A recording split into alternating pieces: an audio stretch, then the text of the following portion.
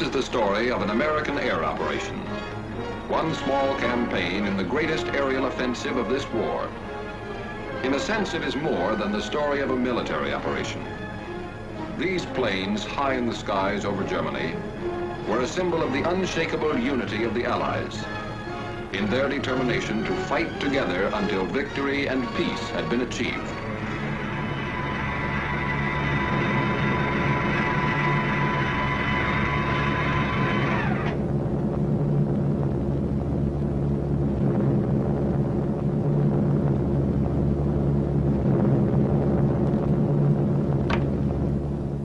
June 2nd, 1944. On this day, 650 American flying fortresses inflicted severe damage on German defenses along the invasion coast.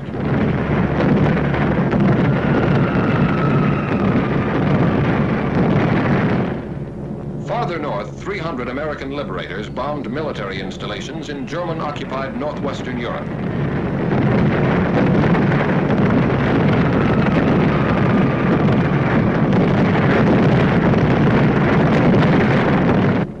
Was heavy over some targets. 8 of our planes did not return to their bases.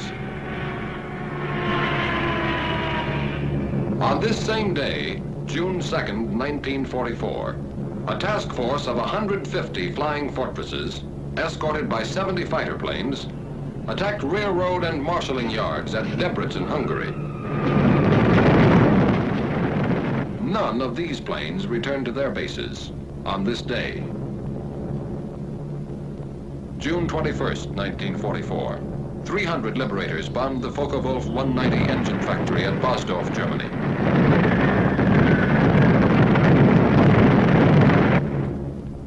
An hour later, 800 flying fortresses attacked targets at Berlin, Germany. Damage was inflicted on railway stations, freight yards, and factories.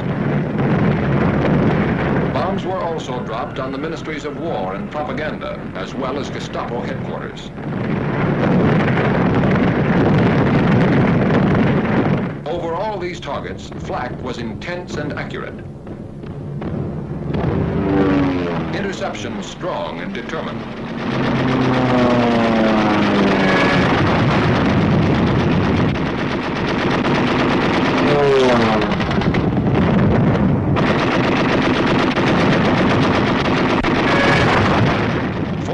German planes were shot down.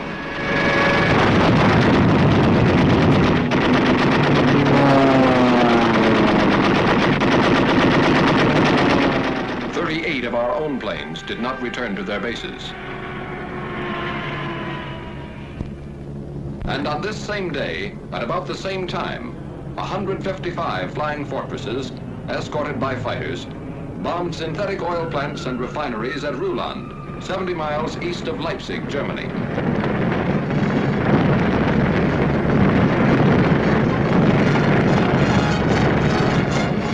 As on June 2nd, none of these planes returned to their bases on this day. This was not a coincidence, and these planes were not lost in action. This had been decided 6 months before, on December 7th, 1943, when at Tehran, the leaders of the 3 major Allied powers had declared their complete agreement as to the scope and timing of operations from the east, west, and south. Operations from the east, west, and south. Operations on land, on sea, and in the air. The USSR agrees to furnish bases in Russia for the use of the U.S. Strategical Air Forces in Europe, such bases to be used for shuttle bombing operations.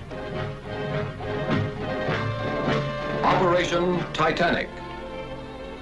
Shuttle bombing.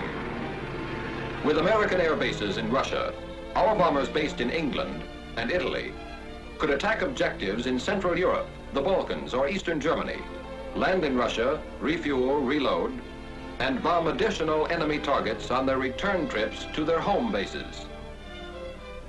Operation Titanic. A triangular superhighway in the sky.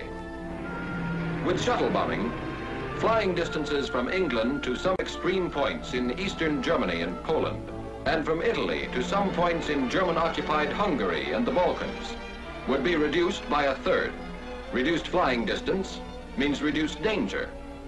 For while planes on the shuttle route would have already landed, planes making the round-trip run still have to face flak, interception, or engine failure.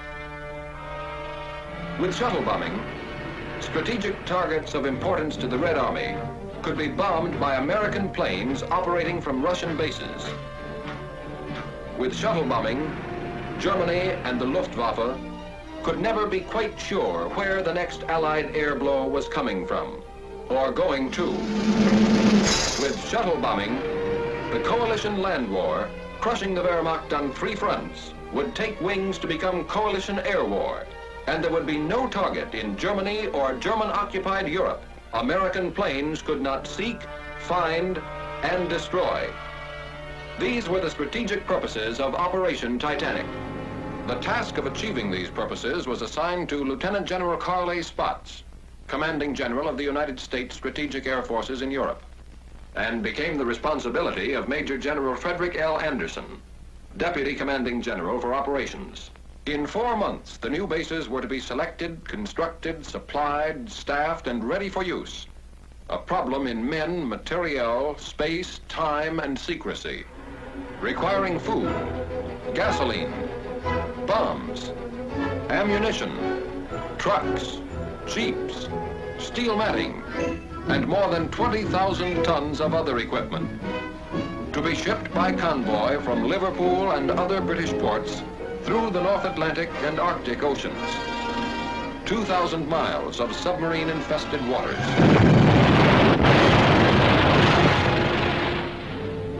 Then from Murmansk, the Soviets' Arctic ice-free port, by rail. An additional 2,000 miles. Radio equipment to be flown by ATC from the United States to Russia. A distance of 5,000 miles. Oil and more gasoline by tank car from Iran and British surplus stocks in the Middle East. 3,000 miles. A task force of expert ground crews transported from the United Kingdom to Cairo through the South Atlantic and the Mediterranean. By rail from Egypt to Palestine. By motor convoy through the Holy Land and Iraq. Then up and over the snow-covered mountains of northern Persia to the southernmost end of the Russian Trans-Caucasian Railroad at Tabriz.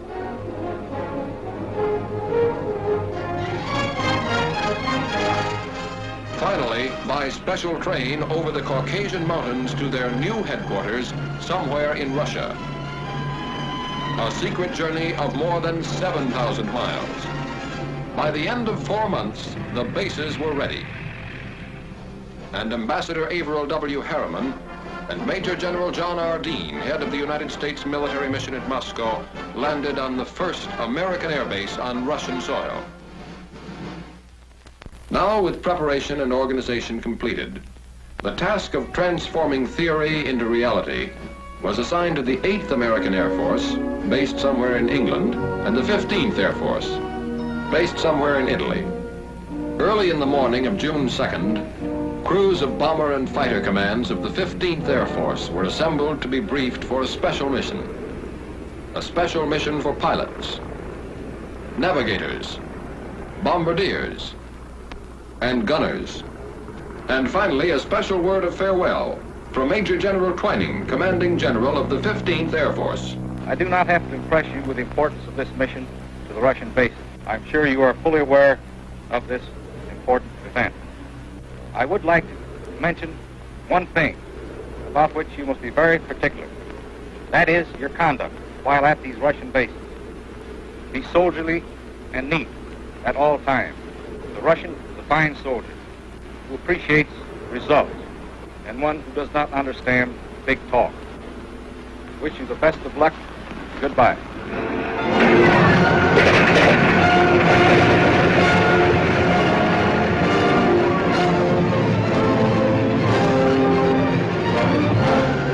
At 0600 hours, the bombers took off. with Lieutenant General Ira C. Aker, Commanding General of the Mediterranean Allied Air Forces, in personal command of the task force, the fortresses left the ground with clockwork precision. One fort every 30 seconds.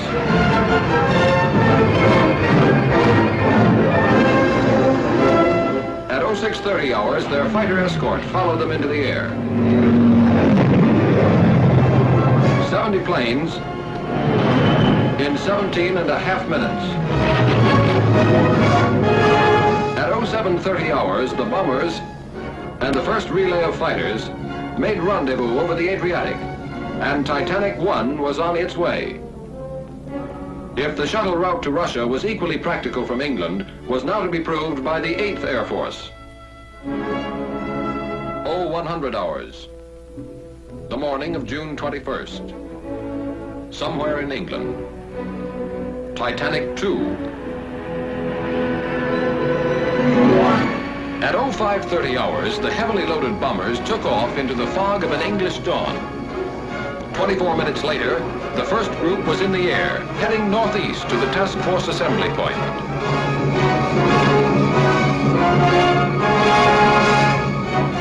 At 0800 hours, 2 by 2, the last relay of fighters left the ground.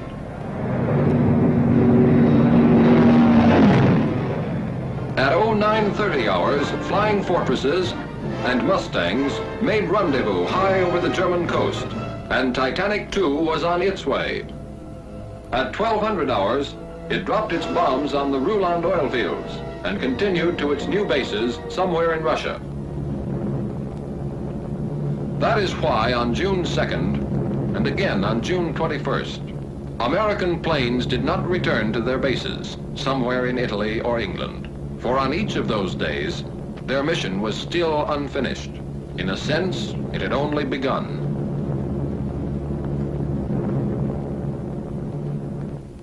$1,500 hours. What was left of our target was a good 3 hours behind us. But we were still in enemy skies, and we could see the P-51s that were escorting us all the way in, prowling in the skies above. They called us Big Friend. We called them Little Friend. And it was a very pleasant feeling to have them around. About 1600 hours, we saw our red-nosed little friends pull away. A couple of minutes later, our navigator, the little man with the big maps, made with the instruments, and gave us the good word. Navigator to crew. Navigator to crew. It won't be long now. We're over Russia. Over Russia. From the sky, all countries look alike. But this was friendly country. That meant no more flak, no danger of interception. Solid ground not too far away.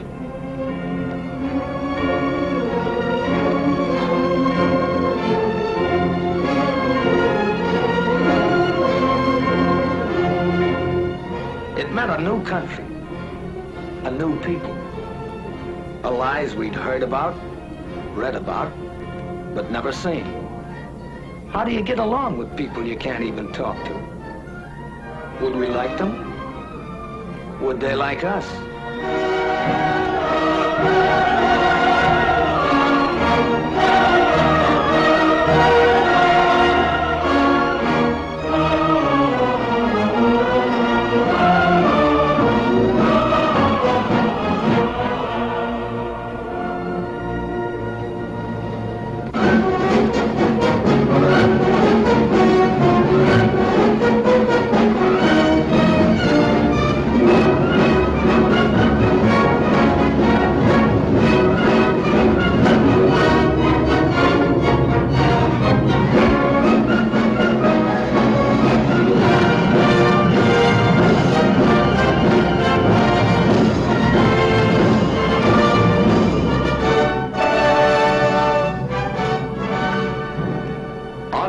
The task force are General Walsh and General Permanoff, the American and Russian COs.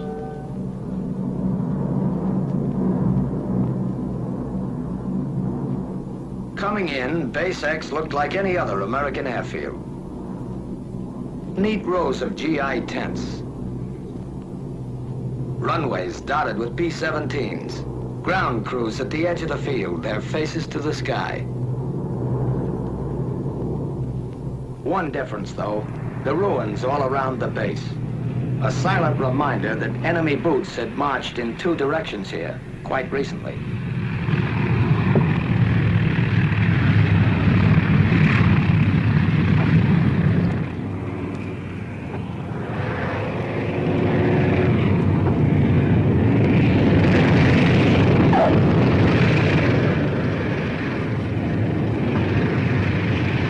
The forts follow each other down, a third of a world away from home.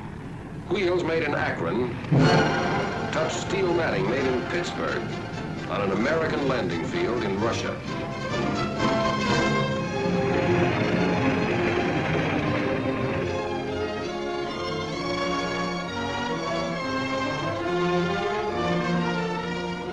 Gower, Messick, Ostrander, Zaffak, Malone, Schultz, Badowski, Travers, McGee, Stanley, Rudenstein, Betts. 1,000 tourists from 48 states on a short visit between two jobs. Tense moment in international relations. Ivan Ivanovich meets fearless Fosdick. A handshake says, "Hello, very glad to see you," in any language. And General Permanov makes it official. I welcome you as fighting allies. Together we'll fight to victory. I wish you the best of luck in combat and a safe return home. After that, there was another important ceremony. Short snorter bills. If we didn't get those signed, the flight would have been illegal. Whenever flyers meet, they talk shop, even when they can't understand each other. That's when sign language came in handy. And it seemed to work at that. Some Russian WACs, officers, and enlisted women were on the welcoming committee, too. It would have been nice to sort of pursue the subject further, but there was work to be done. Interrogation, the reports and odds and ends of information that lay the groundwork for future operations. Interrogation is held in the open by courtesy of retreating German troops. Did you meet any fighter opposition? All right. How many fighters did you see? I'd say about 15. About 15? Yeah. With interrogation over, the men head for the tents, which will be their home as long as they remain in Russia. The first half of the mission is ended. The second half has already begun. Without the loss of an hour, the mixed ground crews of American and Russian mechanics take over the big bombers. Inspecting damages. Checking engines. Repairing equipment. Getting the fortresses ready for another trip.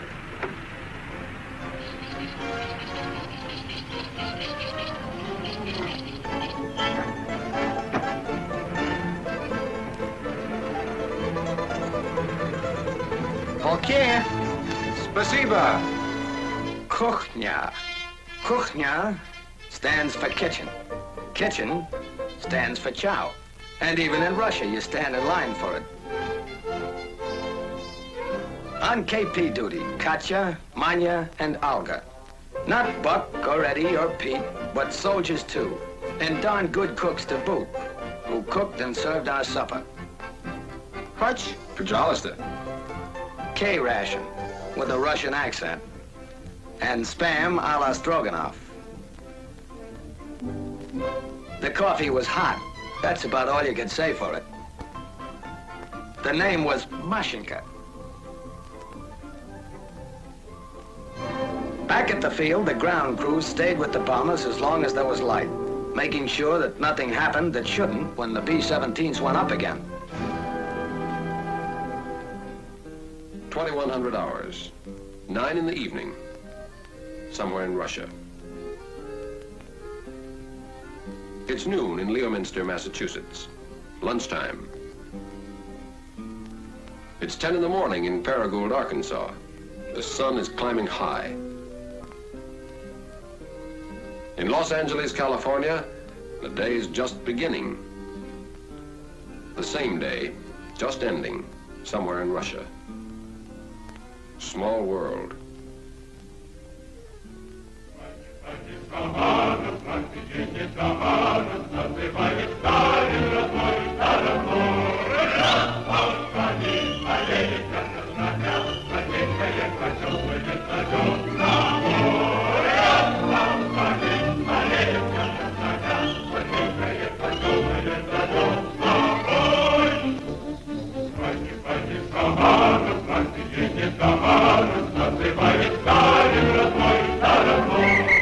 Another day, just beginning, somewhere in Russia.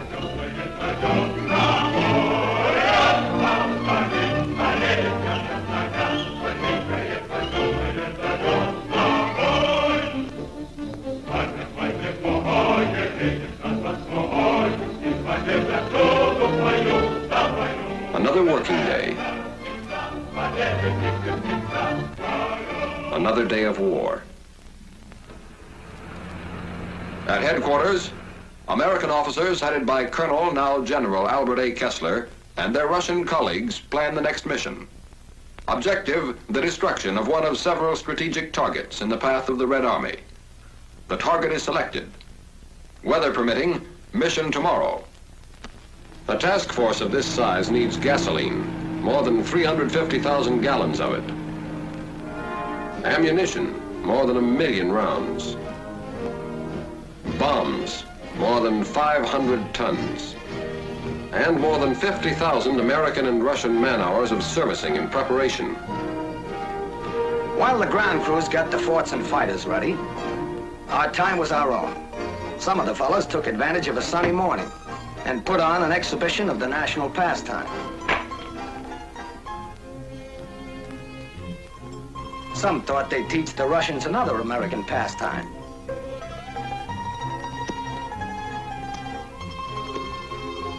And learned that others had taught too well before them. Some tried to bridge the distance home. To let the folks know their wandering boy was somewhere in Russia last night.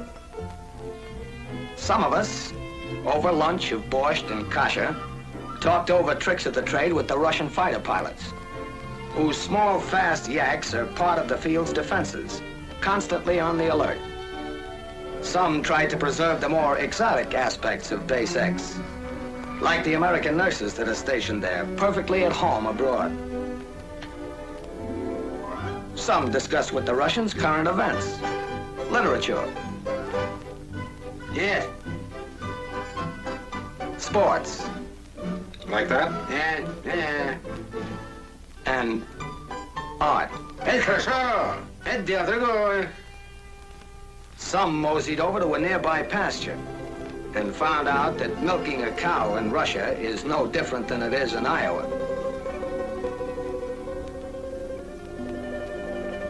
And some of us, explorers at heart, decided to see Russia.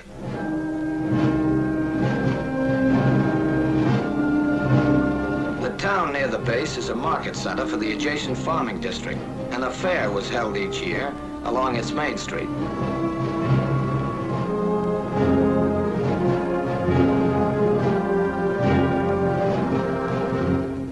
The factory section. Principal industry, the manufacture of leather goods. The Ukrainian Museum, well known for its collection of historical treasures and valuable objects of art. The grave of the famous Ukrainian writer, Korolenko, and his home. The population of the town, 130,000 at the last census, has varied in recent years, and there has been a certain decline in the number of children of school age. Those who have remained, or who have returned from the interior, have recently developed a fondness for an American import known as chvachka. Translation, gum. On the way back to the base, a few miles from the town, there's a monument to a Russian victory over an invading army 200 years ago.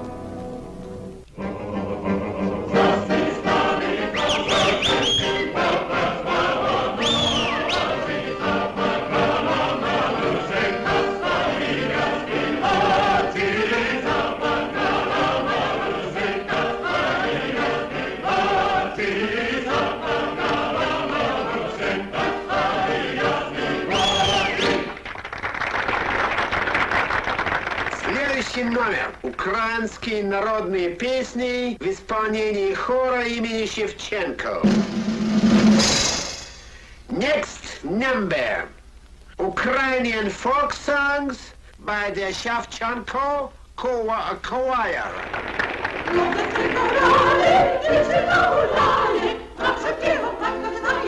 The language and the music are strange, but it isn't necessary to understand the language to understand some of the people here. The show marks the beginning of the end of this American visit to Russia. Most of the men are already looking back, remembering.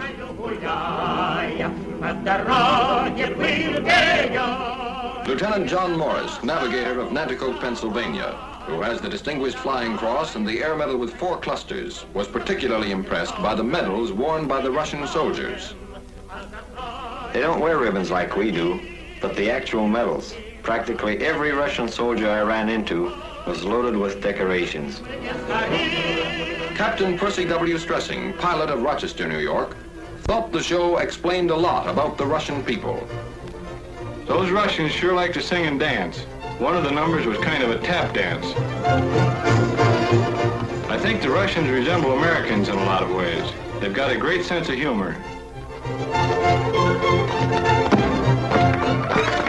They can laugh and enjoy everything, even though their whole country is in ruins.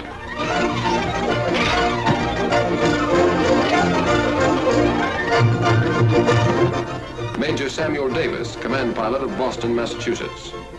It was good to relax and listen to music and laugh, but you could never forget there was a war on here. Most everybody was in uniform, men, women, even children. I saw a lot of kids who'd been through plenty of action. Some of them who had medals to prove it couldn't have been more than 10 or 12 years old. One of the other fellows told me he ran into one kid who'd been a sniper with the guerrillas and had 21 notches on his rifle butt. A sniper with the guerrillas at his age. Technical Sergeant Louis Zerlnik, engineer gunner of Brooklyn, New York, spent a lot of time with the Russian ground crews. Some of the men on the show, and quite a few around the base too, have been wounded as much as 3 or 4 times. They were working on the base for a rest before going back into combat. Those Russians sure have funny ideas about resting. Staff Sergeant John E. Gagan, tail gunner of Paterson, New Jersey. The show was pretty good.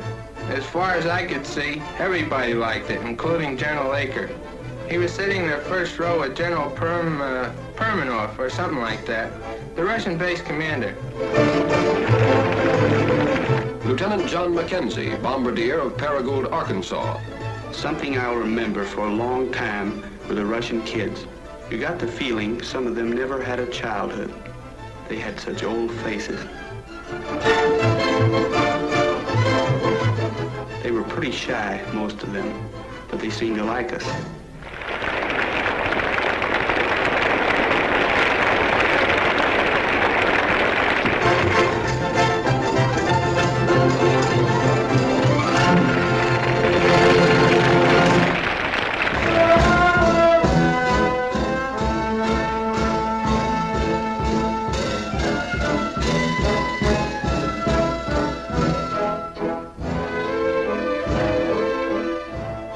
Sergeant Clinton Miller, engineer gunner of Montvale, New Jersey.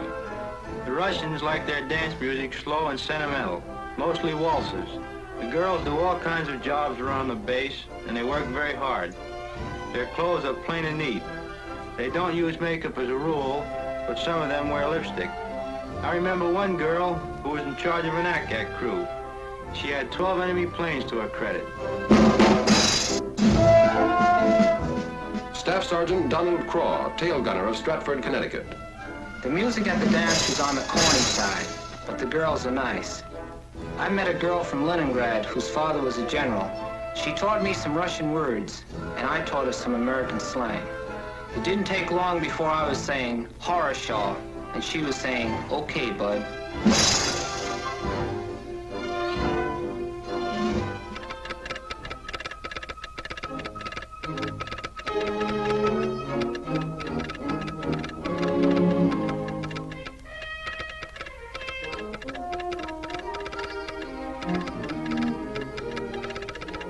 Weather?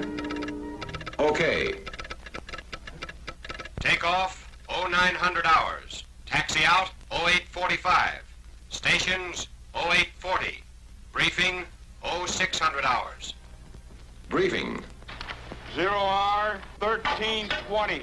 Your altitude will be 22,000 feet, which is your bombing altitude. And the place will be the target. Target for today. It may be a locomotive works in Poland, an aerodrome in Hungary, an oil field in Romania, or a tank factory in Germany itself. Whatever the target, today's mission will prove again that no objective in German Europe is secure from American bombers. Your group and wing assembly will be at 12,000 feet over the base. Your bombing altitude will be 22,000 feet. We'll pick up our fighter escort over the front at 11:43. Target time 13:20. Gas load 2,700. Bomb load 10 500-pound GPs. Bomb load, 10 500-pound GPs. GP, general purpose. General purpose, to reduce the enemy's mobility, to disrupt his lines of communication, reinforcement, and supply, to destroy his war machine at its very source, his mines, his mills, his factories, and to deliver a message.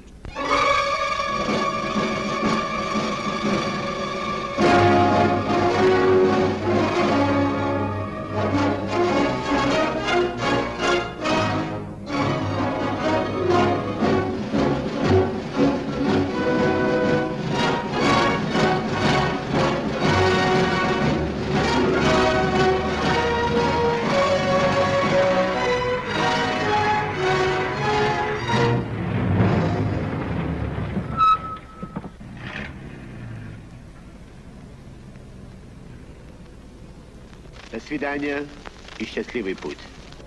That means good luck. We'll be seeing you.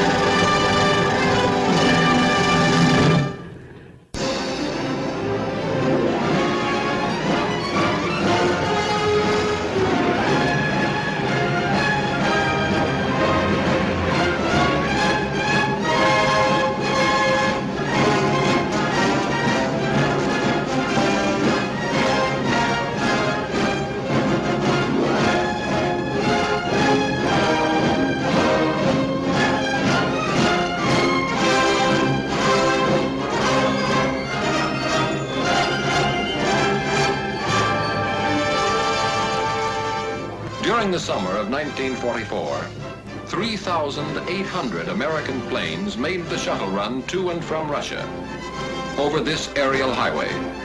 In less than 4 months, 24 targets in Germany and German-held territories, some never before within effective range of our bombers, felt the lash of American air power, striking against railway centers and marshalling yards at Debrecen and Szolnok, Hungary, Bucharest, and Ered, Romania, and Béziers, France, against aerodromes at Galați, Focsani, Buzău, and Zelestia, Romania, Mielec, Poland, Kecskemés, Hungary, and Toulouse, France, against oil fields and refineries at Rulan, Germany, Drohobych, and Tercovina, Poland, Budapest, Hungary, and Ploiesti, Romania, against armament plants and aircraft factories at Gdynia, Poland, Miskolc,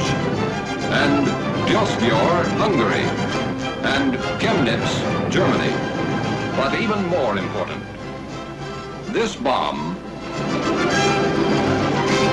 and 10,000 more like it destroyed more than German factories, German oil depots, German railroads. They smashed Germany's last hope of escaping defeat by dividing the Allies. Never before have the major Allies been more closely united, and they're determined to continue to be united so that the ideal of lasting peace will become a reality.